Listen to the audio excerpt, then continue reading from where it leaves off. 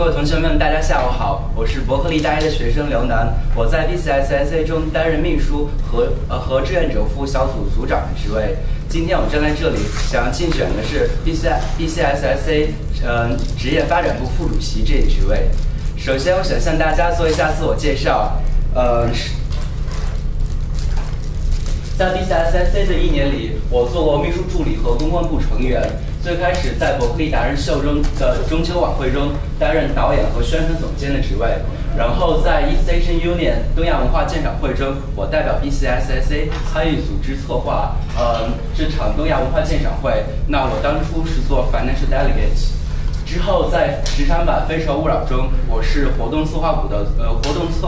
组长 Event Planning Group Leader。在这一学期中，2011年春节元宵晚会中，我继续担任导演和宣传总监的职位。当然，还有之前我们在 Made for China 创意大赛中，我也是任导演一职。另外，今年在小司主席的帮助下，我们还建立了 BCSSA 志愿者服务小组，我是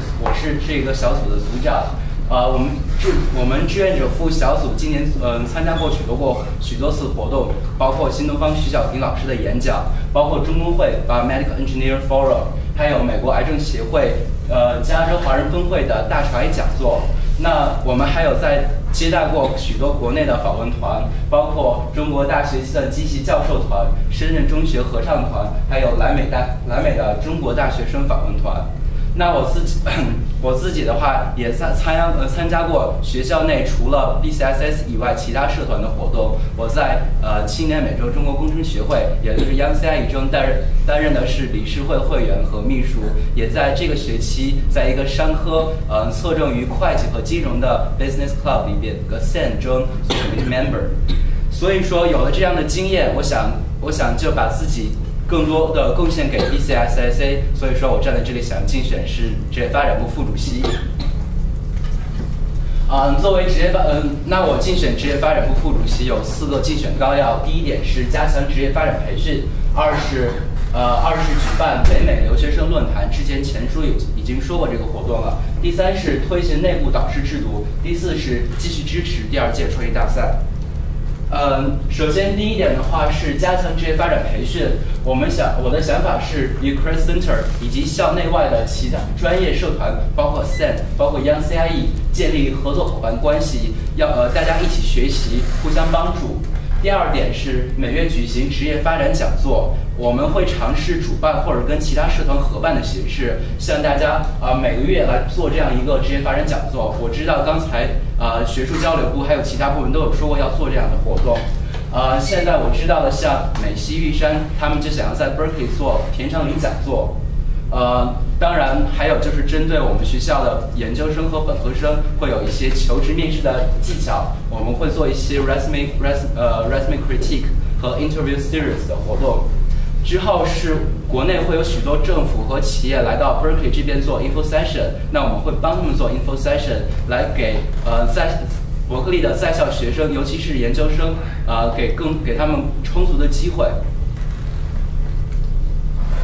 第2点就是我想做的一个活动，就是我最近一直在考虑的，做一个北美留学生论坛。